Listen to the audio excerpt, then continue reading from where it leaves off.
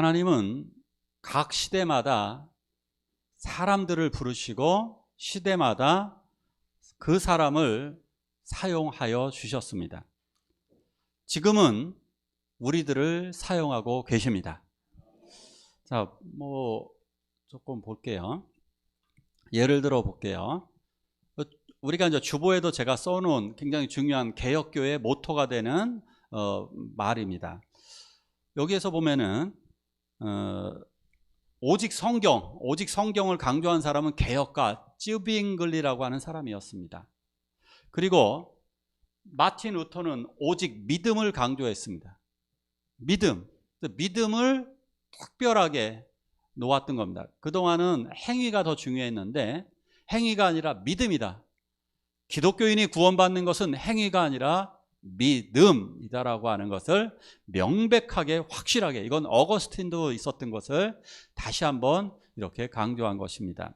그래서 오직 믿음입니다. 그리고 오늘 배울 칼빈에 의해서 오직 은혜와 오직 영광이 더 강조되어지게 됩니다.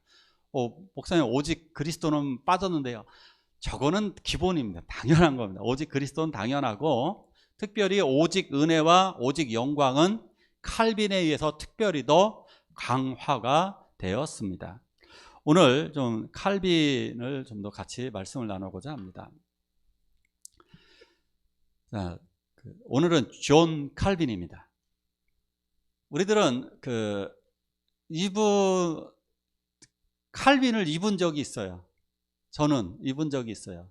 케빈 클라인 청바지 있죠. 그 케빈 클라인이 원래 이름은 켈빈 클라인입니다. 이걸 발음을 우리가 좀 이상하게 해서 케빈 클라인 그러죠. 원래는 켈빈 클라인입니다. 만약에 한국식으로 발음한다면 이 청바지나 이 제품이 되게 많아요. 칼빈 클라인이 되겠죠. 칼빈. 자, 이 사람은 프랑스 출신입니다. 그래서 원래 이름은 존 칼빈이라고 발음을 하면 안 됩니다. 왜? 이 나라 발음으로 해줘야 되죠. 프랑스 출신이니까 장 깔뱅. 아버지는 존 코르뱅 이러는데, 어쨌든 이 양반의 이름은 장이 요한이란 뜻이에요. 요한하고 똑같은 걸 프랑스 사람들은 장 이러죠. 장. 그래서 장 칼뱅, 깔뱅 이렇게도 부릅니다. 깔뱅 이렇게 부르면 되겠습니다. 이분이 장로교의 창시자로 알려져 있습니다. 장로교 우리 다 들어봤죠. 대한 예수교 장로회 이렇죠. 장로교를 만들었다고 해도 과언이 아닙니다. 왜냐하면 이분의 제자인 존 낙스가 스코틀랜드로 건너가면서 장로회가 본격적으로 만들어졌습니다. 자, 장로교도들의 좀 특징이 있습니다. 장로교도들은 이분이 코가 어떻게 생겼습니까? 코가 어떻게 생겼어요? 뾰족하죠. 성격이 어떨 것 같아요? 깐깐합니다. 자, 이런 분들은 신앙생활을 대충 할까요? 깐깐하게 할까요? 깐깐하게 합니다. 칼빈은 신앙생활을 아주 깐깐하게 해서 엄격한 신앙생활을 굉장히 강조했습니다. 엄격한 거, 예를 들어서 술 금지, 마약 절대 안 돼, 주일날 돌아다니지 마, 주일날 물건 사지도 마, 이런 것들 있죠. 성수질, 11조 이런 것들을 엄청나게 강조했던 분이 바로 이분입니다. 그래서 이분 칼빈에 의해서 이제 그 장로교가 스코틀랜드에 가게 되고, 그리고 영국에 정착하게 됩니다. 그래서 이 사람들 중에 우리는 신앙생활을 좀 더 깨끗하게 한번 해보자 라고 해서 청교도란 말 뜻은 깨끗하고 순수하다 이런 말이에요. 순수하고 깨끗한 그 청교도들이 미국으로 건너가게 돼서 그 미국을 일으키게 되는 거죠. 그 청교도들이 배를 타고 미국에 가면서 추수감사절이 시작되고 그곳에 장로교회가 시작되는 겁니다. 그래서 미국에서 신앙생활하는 사람들이 좀 더 깐깐하게 신앙생활하는 거잖아요. 그래서 예를 들어 볼게요. 천주교인들은 주일날 교회를 꼬박꼬박 가나요? 안 가나요? 잘 안 가시죠? 담배를 태우시나요? 안 태우시나요? 잘 태우시죠? 술을 잘 드세요. 11조 잘 하나요? 안 하나요? 잘 안 하세요. 그냥 적당히 헌금하시고 막 이래요. 그래서 각 천주교 신부님이 저한테 그 푸념을 늘어놓더라고요. 야, 우리는 헌금 1,000원 한다? 이러는 거예요. 신부님이 우리는 1,000원에 그러더라고요.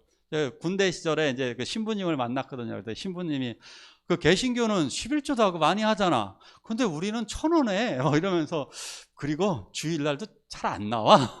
그래서 이걸 푸념을 늘어놓으시더라고요. 자, 이 깐깐한 장로교가 미국에 많이 정착되어지고 그 장로교에서 많이 선교사를 파송을 했습니다. 한국으로. 그래서 한국에는 장로교가 많은 겁니다. 70% 이상이 다 장로교. 예를 들어 볼게요. 전국교회 장로교, 성경교회 장로교, 우리 교회 장로교. 다 장로교가 가장 보편화돼서 거의 70% 정도가 장로교인들입니다. 대한민국에. 그러다 보니까 대한민국의 교회들도 역시 장로교회 이 양반의 영향을 받아서 술 들지 마세요. 담배 태우지 마세요. 도박하지 마세요. 성수주의를 하세요. 11조 하세요. 뭐 이런 것들이 다 이분의 영향이라고 할 수가 있습니다. 그 당시에 칼빈 당시에만 하더라도 그 당시에 예배는 정말 설렁설렁이었습니다. 예배는 하나님의 은혜가 임하고 성령이 충만한 예배가 아니라 정말 형식적인 예배였습니다. 당시에 그 신부님들은 배운 게 라틴어 정도밖에 없습니다. 그래서 성경을요 라틴어로 읽어요. 이게 무슨 말이냐면, 여러분 성경을 만약에 중국어로 설교하신다면, 제가 중국어로 설교한다면 이해하실 분 있습니까? 중국어 성경을 갖다가 읽는다면 알아들으실 분 있습니까? 그래서 일부러 그렇게 하는 거예요. 성경을 읽지도 못하게 해서. 평신도에게 성경 안 줬습니다. 성경 그 당시에 금서였습니다. 금서였어요. 놀랍게도. 성경은 누가 보았느냐?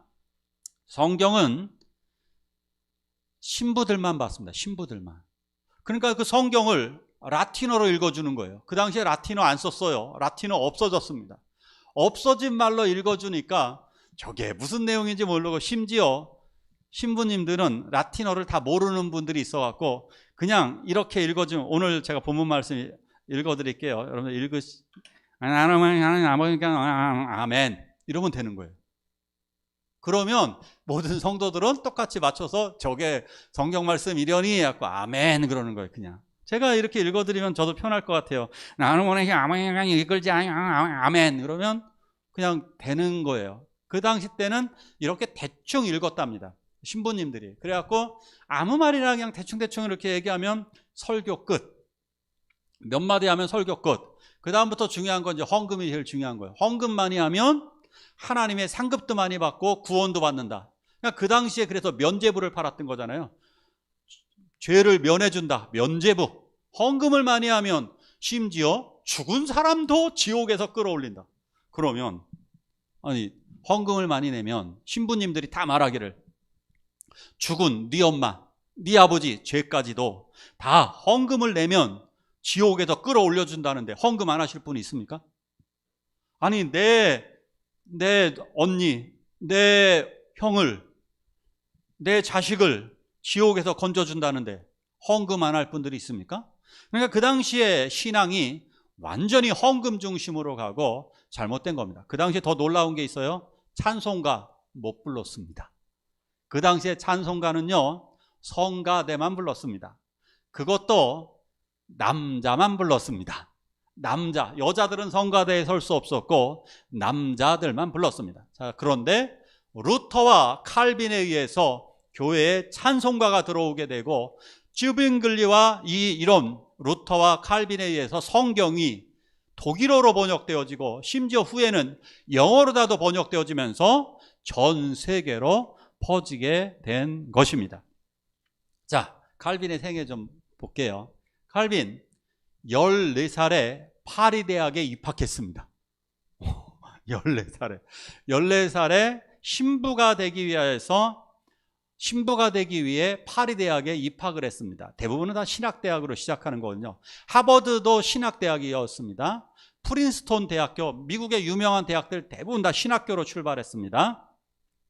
자, 그래서 이분이 신학교를 들어갔는데 신부가 되기 위해 들어간 겁니다. 그런데 도서관에서 우연히 책을 봤는데 그 책이 루터의 책이었습니다.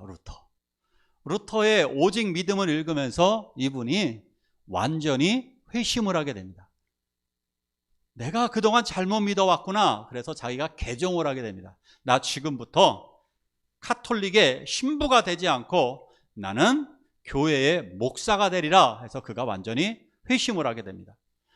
자, 그때 무슨 일이 있었느냐? 프랑스에서는 이제 개신교들이 많아지기 시작하는 거예요. 그런데 지금 현재 프랑스가 개신교인이 많을까요? 천주교인이 많을까요? 지금 현재. 예? 천주교가 월등합니다. 지금. 이탈리아도 그러고요. 이런 나라. 독일은 좀 달라요. 독일은 다른데 어쨌든 프랑스는 지금도 카톨릭의 힘이 월등히 셉니다. 자, 그래서 그 당시도 카톨릭의 힘이 셌기 때문에 기독교도와 카톨릭 교도들 간에 싸움이 벌어지게 되니까 어쩔 수 없이 기독교도였던 칼빈은 스위스 제네바로다가 도망을 가게 됩니다. 근데 바로 그곳에서 그는 이제 목회를 본격적으로 시작을 하게 됩니다. 워낙 근데 이분은 샌님이에요. 샌님이다 보니까 깐깐한 샌님이에요. 깐깐한 샌님이다 보니까 바깥에 나가기 싫어하고 오로지 그냥 방구석에 처박혀 갖고 책만 읽는 타입입니다. 그러니까 도서관에 처박혀서 책만 읽는. 이분은 라틴어도 잘하고 헬라어도 잘하고 학식이 대단한 분이다 보니까 성경 연구는 이분을 따라갈 수가 없습니다. 이분의 그 주석 성경이 지금도 보면 굉장히 뛰어납니다. 이분이 성경을 주석한 내용을 보면 너무나 탁월합니다. 정말 학자 중에 학자입니다. 그래서 이분은 그 제네바 시에 공식적으로 목사로 취임을 하게 됩니다. 그래서 제네바 시를 위해서 이분이 예배를 인도를 하게 된다. 시에서 고용을 해서 시에서 그 목회자로서 그 시를 운영을 하게 됩니다. 목회자로서 설교를 하게 되는 거예요. 그런데 이분은요, 참 놀라운 게 있습니다.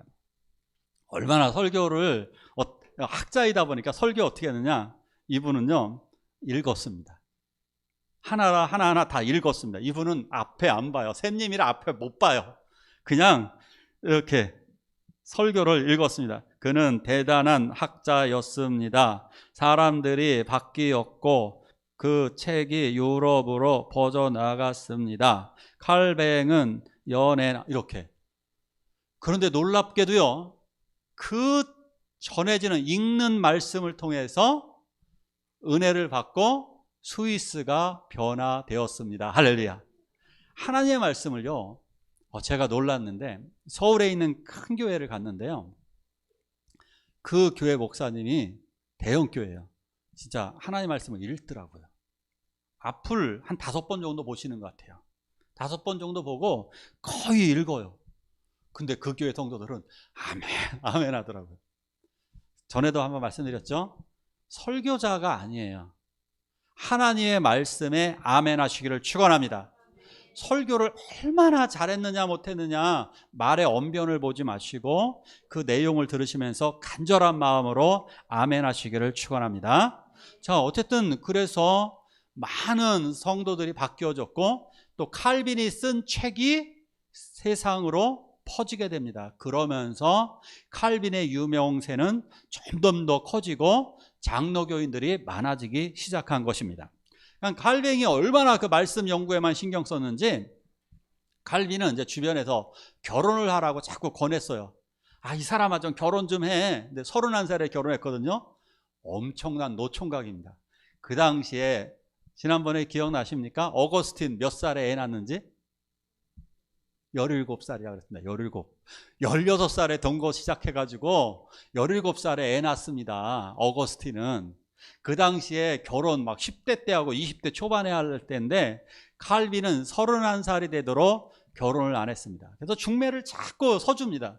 그래서 중매하니까 여자 만나러 가라. 그러면 거기 또 안 갑니다. 그래서 중매쟁이가 가보면 도서관에서 공부하고 있어요. 도서관에서 공부하고 있을 정도로 그렇게 공부만 좋아했던 분이 바로 칼빈이었습니다. 그런데 31살에 계속 가까스로 결혼을 합니다. 그런데 40살 된 여성분하고 결혼을 합니다. 유부녀. 이미 결혼을 했었던 유부녀하고 40살 된 유부녀하고 31살 노총각이 만나서 결혼을 합니다. 그런데 다행히도 아내분을 잘 만나서 아내분이 칼빈이 설교에만 전념할 수 있도록 잘 도와주어서, 그러니까 먹는 것까지 다 준비해 주시고, 그러니까 칼빈은 더 열심히 하나님 말씀을 연구하고 하나님 말씀 전하는 데에만 전적으로 헌신을 다했습니다. 근데 너무나 무리했는지 54살에 일찍 돌아가셨습니다. 54살에 칼빈이 돌아가셨어요. 그가 많이 했던 말은 이겁니다. 오 주여, 당신께서 원하신다면 제 심장이라도 즉시 지금 진실한 마음으로 하나님께 드리겠나이다. 그러니까 하나님이 원하시면 내 심장 지금이라도 당장 드리겠다라고 자주자주 이 말을 했다고 합니다. 자, 칼빈 때문에 우리들은 예배가 간편해졌습니다. 가톨릭은 7성례를 드립니다. 7성례. 예를 들어 볼게요. 이거 꼭 해야 되는 거예요. 세례 성사 받아야 돼요. 견진 성사 받아야 돼요. 성체 성사 받아야 되고요. 서품 성사 받아야 되고, 병자 성사 받아야 되고, 혼인 성사 받아야 되고 막 이럽니다. 그러니까 한마디로 성사시켜야 될 게 되게 많아요. 성사시키는 게 되게 많아서, 그래서 장례식까지도 이 신부님이 해야 되는 거예요. 장례식까지 해야 마지막까지 이제 천국에 가고, 또 천주교인들 여기서 안 끝나요. 또 장례식 끝나고도 또 해요. 또 뭐 하는 거, 또 다른 행사가 또 있어요. 근데 어쨌든 장례식까지 해야 되는데, 교회가 왜 부자가 되느냐? 그 당시 때 저 아버님이 돌아가십니다. 그래서 신부님에게 가서 얘기합니다. 신부님, 저희 아버님이 돌아가셨습니다. 나 바쁘다. 나 바쁘다. 지금 어디도 가야 되고. 집에 가서 기다려라. 자, 신부님이 오질 않습니다. 속이 탑니다. 장례식을 해야 되는데. 다음 날 갑니다. 다음 날 갔는데 신부님이 없습니다. 실제 또 밖을 또 돌아다닙니다. 근데 기다려가지고 간신히 만났더니, 내가 지금 굉장히 바빠. 기다려, 일단 집에 가서 내가 곧 갈게. 그 다음날 또 기다리는데 안 옵니다. 자, 3일째부터 시체에서 냄새가 나기 시작합니다. 그럼 똥줄이 탑니다. 이게 신부님들의 그 당시의 전략이에요. 3, 4일 지나서 이제는 막 빕니다. 막 빌어요. 빌어도 안 됩니다. 근데 빌다가 아이디어를 하나 생각해냅니다. 밭을 하나 바치겠습니다. 밭을 바칠 테니까 빨리 와주십시오. 그러면 갑니다. 집을 바치겠습니다. 그럼 더 빨리 갑니다. 집을 바칠 때니까 오십시오. 그러면 오늘 그날 당장 갑니다. 그러니까 교회가 부자가 안 될 수밖에 없는 겁니다. 신부님이 장례식 집전을 안 하면 어떻게 해요? 고대시대 장례식 못 하는 거예요. 시체 썩어 문드러져 열흘을 기다리는 사람도 있는 거예요. 그러면 이 사람들의 방법은 뒷동산에다 몰래 묻어야 돼요. 이거 큰일 납니다. 자, 이런 식으로 잘못되어 있었던 것들을 이거를 바꾸게 됩니다. 성례라고 하는 이 7성례를 칼빈은 딱 2개만 남겨놓습니다. 뭐 뭘까요? 우리가 지금 2가지 성례만 합니다. 교회에서 뭐 해요? 2가지. 세례와 성찬식 딱 2개만 합니다. 우리는 세례와 성찬만 합니다. 그것만 인정받습니다. 그것을 받아들이게 하신 분이 바로 칼빈이었다. 칼빈 때문에, 칼빈 아니었으면 우리는 이 7성례 이거를 다 해야 된다. 이것입니다. 자, 칼빈의 중요한 신학들 또 살펴보죠. 예정론.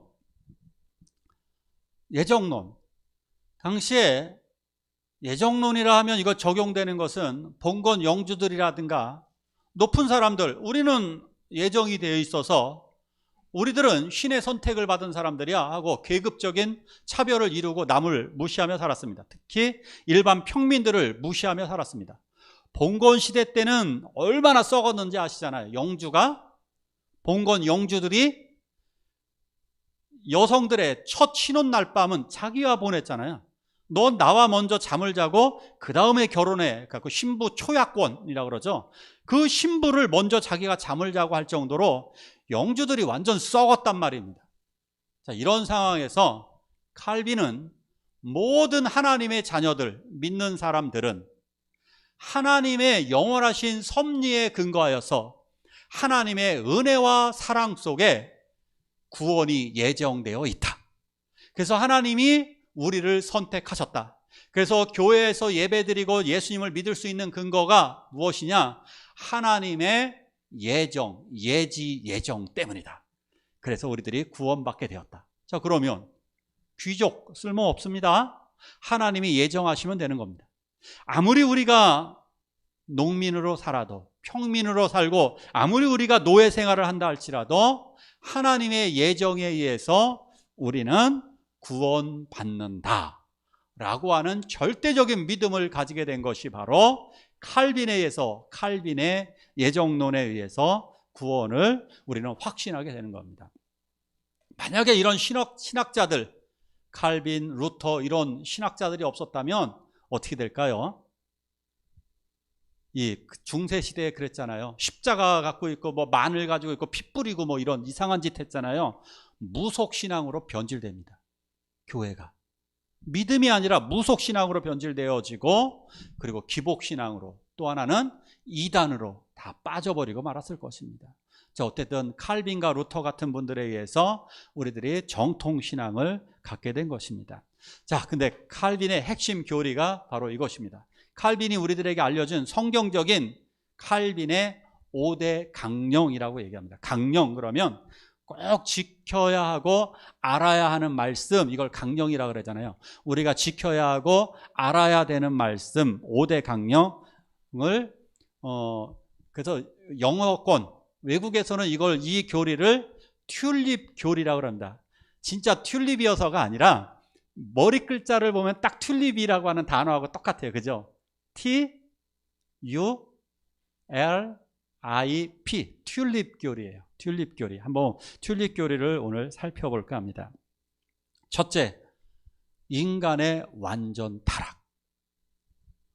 이거 너무너무 중요한 거니까 이제 잘 아셔야 됩니다. 인간들은 죄로 인하여서 완전히 타락했고 부패했다. 지성, 생각이 부패했다. 우리들이 생각하는 것이 부패해서 우리들이 악한 생각을 하게 되고 악한 행동을 하게 된다는 겁니다. 그리고 감정까지도 부패했다. 그래서 감정까지 부패한 근거가 여러 가지가 있습니다. 예를 들어 볼게요. 동성연애 같은 거 있잖아요. 호모섹스 같은 거. 이런 부패되어서 벌어지는 일들입니다. 잘못된 감정 때문에 잘못된 사랑을 하는 경우도 진짜 많잖아요. 그러한 사랑들이 다 그 이유가 무엇이냐?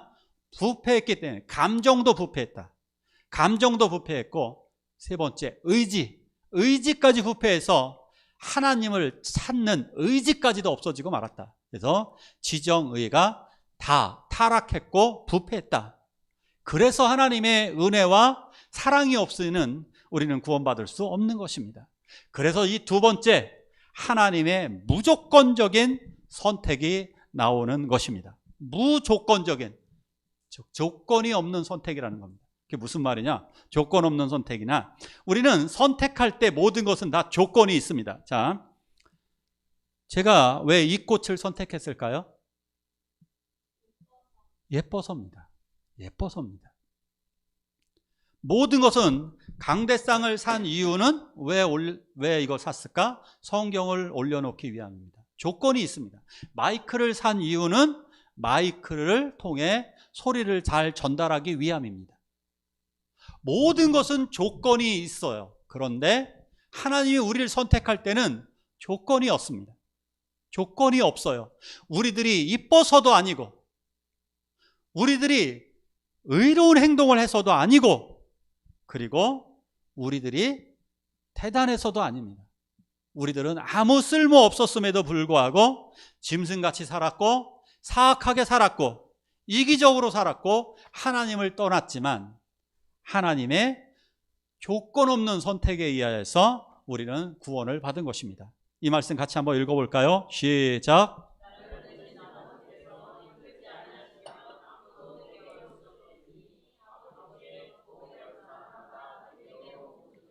아멘. 하나님께서 우리를 이끌으셨다라고 말씀하고 있습니다. 하나님께 또 듣고 배웠다라고 이야기하고 있습니다. 어떻게 듣고 배웠느냐? 성령이 말씀하신 거예요. 성령이 말씀하신 겁니다. 그래서 이거 하나님의 무조건적인 선택의 근거에서 우리들을 불러주셨습니다. 우리들이 이렇게 만난 것은, 우리들의 만남은 우연이 아니야. 하나님의 조건 없는 선택, 그것은 무한한 은혜와 긍휼, 사랑에 의해서 우리들은 하나님의 선택을 받은 것입니다. 자, 그리고 이제 제한된 속죄는 무엇이냐? 이 예수 그리스도의 속죄, 예수 그리스도의 용서하심, 예수 그리스도의 은혜는 누구에게 임하느냐? 예수 그리스도를 믿는 자에게만. 그래서 우리들이 하나님의 구원은 믿는 자에게만, 오직 믿는 자에게만 임하는 줄을 믿습니다. 거부하는 자에게는 하나님의 은혜가 없는 거예요. 거부하는 자에게는 하나님의 사랑과 은혜가 존재하지 않게 되는 겁니다. 그래서 그가 지옥불에 던져진다 할지라도 항변할 수가 없는 겁니다. 왜? 하나님의 놀라운 은혜와 사랑을 거부했기 때문에, 하나님의 그 놀라운 은총, 속죄를 거부했기 때문에 그는 지옥불에 던져질 수밖에 없다.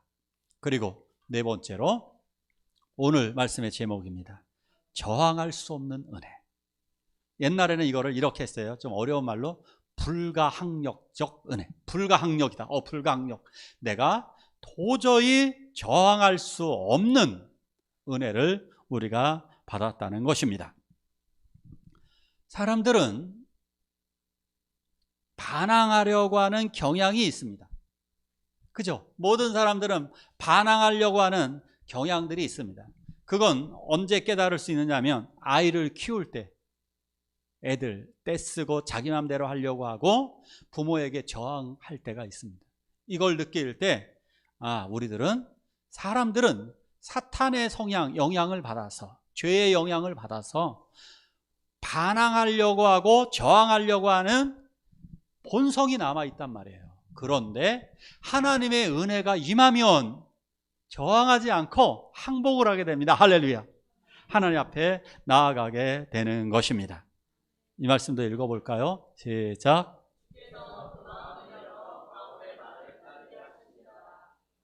아멘. 잘난 척하고 교만하고 막 이런 분들이 저항하지 않고 하나님 앞에 손 들고 옵니다. 그래서 이러죠. 전부여 의지 없어서 손 들고 옵니다. 어린 시절에 부흥회 가면 온 성도님들이 이 찬양을 부르면서 다 우는 거예요. 놀라웠어요. 천부여 의지할 것 없어서 저는 손 들고 옵니다. 이 세상엔 의지할 것이 하나도 없고 나는 하나님께 저항하지 않고 항복하며 이렇게 하나님 앞에 나옵니다. 그래서 이 저항할 수 없는 은혜를 받으면 어떤 일이 벌어지느냐? 제가 이번 유럽에 갔을 때 종소리가 너무 좋은 거예요. 독일과 체코에서 땡땡땡 종소리가 들리니 너무 좋아요. 그런데요, 종소리를 듣고 교회 온 분들이 있어요. 어떤 분들은 십자가를 보는데 그 십자가 보는데 교회 가고 싶대요. 어떤 분들은 교회 문 앞에 섰는데 그냥 교회 들어가고 싶대요. 놀라운 일들입니다. 저항할 수 없는 하나님의 은혜가 임하기 때문인 줄 믿습니다. 하나님께서는 사도 바울과 루디아를 강변에서 만나게 해주셨습니다. 저항할 수 없는 주의 은혜가 임하다 보니까 주께서 그 마음의 문을 열어서 루디아와 그 여인들이 하나님의 말씀을 듣게 하셨습니다. 하나님의 말씀이 나를 변화시켜서 나는 나의 저항이 완전히 무너져 버려요. 저항하지 않고 거부하지 않아요. 더 이상 그 하나님의 말씀을 받아들이게 됩니다. 이 불가항력적인 은혜는 우리들이 마치 부모님에게 받은 은혜와 똑같습니다. 자, 갓난아기를 한번 생각해 보시죠. 이 아이는 우리들에게 받는 사랑을 거부할까요? 거부하지 않을까요? 자, 갓난아기, 돌 이전 아이 한번 생각해 보십시오. 은혜를 거부할 수 있을까요? 없을까요? 거부할 수 없습니다. 거부할 수 없이 그냥 무한정 부모의 사랑과 은혜를 받아들이게 됩니다. 고난이 없어요. 부모가 그냥 젖을 물려주고 씻겨주고 먹여주고 입혀주고 키워주고 놀아주고 사랑해주고 모든 것을 그대로 받아들이게 되는 겁니다. 그래서 교회에서 어떤 사람들의 믿음이 잘 성장하느냐? 어린아이와 같이 순수한 사람들이 잘 성장하는 줄 믿습니다. 이 믿음 바로 여기에서 나오게 되는 것입니다. 마지막 5번째로 우리는 성도의 견인이 있습니다. 성령님께서, 하나님께서 우리들을 천사와 성령을 통해서 저 하나님의 나라까지 인도해 가신다. 이게 견인입니다. 견인차가 사고 난 차를 끌고 가듯이, 정비소까지 끌고 가듯이 우리들 사고 난 내 인생을, 허물과 죄로 죽었던 나의 인생을 부활시키시고 다시 살리셔서 궁극적으로는 나를 하나님의 자녀로 만드셔서 저 천국까지 견인차로 성령으로 이끄셔서 천사들을 통해 호위하셔서 저 천국까지 나를 인도하신다는 것입니다. 이 은혜가 우리들에게 임한 줄 믿습니다. 그래서 꼭 기억하십시오. 하나님이 시작하신 구원은 멈추지 않는다. 나 결코 멈추지 않는다. 이것이 성도의 견인인 것입니다. 존 칼빈은 2명의 사역자가 우리들에게 있다고 얘기했습니다. 첫 번째 사역자는 외부 사역자입니다. 외부적으로 말하는 사역자라고 얘기합니다. 그 사람은 우리는 설교자, 목사라고 이야기합니다. 설교자를 통해서 하나님의 말씀이 우리들에게 들려지게 됩니다. 그 사역자의 말씀을 그런데 우리는 어떻게 듣는 거냐? 더 중요한 내적인 사역자가 있습니다. 나의 속에 있는 내 영, 나의 마음 속에 계시는 내 속의 사역자는 바로 성령님이십니다. 그래서 성령님께서 그 마음을 부드럽게 하시고 귀를 열게 하시고 그 하나님의 말씀을 깨닫게 해주십니다. 그래서 감동이 있게 되는 것입니다. 그래서 제가 기도할 때, 축도할 때 성령의 감화가 되어서 마음에 여기서 불길들이 일어나는 거예요. 여기서 감화가 일어나는 거예요. 그렇게 되면 감동, 마음이 움직이는 거예요. 그리스도께로 감화가 되어서 감동이 일어나게 되는 것입니다. 저도 믿음이 견고하지를 못했어요. 고등학교 때까지. 그런데 형식적인 율법적인 신앙생활을 할 때 제가 만났던 목사님은 그때 차장현 목사님이라고 계셨습니다. 근데 그 목사님은 사랑이 많고 부드러운 목사님이셨어요. 부드러운 목사님이셨는데 제가 농구를 하다가 발가락이 겹질렸습니다. 그래서 아파갖고 쩔쭉쩔쭉 걷는 걸 보더니 들어와 그러더니 양말을 벗기고 제 발가락을 만져주셨습니다. 근데 1시간 정도 만져주셨어요. 그러면서 기도도 해주시고 이런저런 하나님의 말씀을 해주셨습니다. 그래서 그 부드럽게 만져주시는 그 목사님의 사랑을 통해서 설교를 들을 때마다 목사님이 솜사탕처럼 전해주시는 그 말씀이 부드럽게 들려오는 거예요. 그래서 저의 믿음이 커져갔습니다. 성령님께서는 돌같이 딱딱한 내 마음을 제하시고 부드러운 마음을 우리들에게 주십니다. 그래서 부탁드리는 겁니다. 토요일은 기도해 주십시오. 예배를 위해서. 그 예배에 은혜 받게 해주십시오. 찬양단에 큰 성령의 역사하셔서 찬양단이 뜨겁게 성령의 충만함으로 인도를 하게 해달라고 찬양단을 위해서 기도하시고, 기도하는 온 성도를 위해 기도하시고, 그리고 봉사하는 온 성도를 위해서 기도해 주시고, 설교 말씀을 전하는 저를 위해서, 그리고 교회학교에 가르치는 교회학교 선생님들을 위해서, 중고등부의 전도사님과 선생님을 위해서, 청년부와 장년부를 위해서 기도하시기를 축원합니다. 그 성령님께서 역사하실 때 우리들은 고지식한 사람들이 변합니다. 그래서 자녀들이 이렇게 말하게 되죠. 와, 우리 엄마가 변했어요. 우리 아빠가 변했어요. 우리 오빠가 변했어요. 우리 형이 변했어요. 내 동생이 변했어요. 라고. 놀랍다고. 저 변할 사람이 아닌데 변했다고. 그것은 바로 도저히 저항할 수 없는 하나님의 은혜가, 성령의 은혜가 임한 줄로 믿습니다. 마치 폭우가 내리면 우리는 그것을 저항하지 못하고 그것을 다 맞을 수밖에 없듯이 하나님의 은혜가 우리 가운데 이렇게 임하기를 축원합니다. 자, 이렇게 한번 고백했으면 좋겠습니다. 이 시간 함께 기도할 때 우리 이렇게 기도하기를 원합니다. 사랑합니다. 좋잖아요. 따라할까요? 사랑합니다. 감사합니다. 찬양합니다. 이거요, 꼭 이렇게 착각하시는 분들이 있어요. 내가 사랑하지 않는데 어떻게 사랑한다고 말해요? 감사하지 않는데 어떻게 감사하다고 말하고, 찬양하지 않는데 어떻게 찬양한다고 말해요? 근데 하셔야 돼요. 하다 보면 사랑하게 됩니다. 감사하다는 말을 많이 하게 되면 더 감사하게 되고요, 아름답습니다, 멋지다라고 이야기하게 되면 그 마음이 실제로 전해지게 됩니다. 이 시간 함께 고백하기를 원합니다. 주여.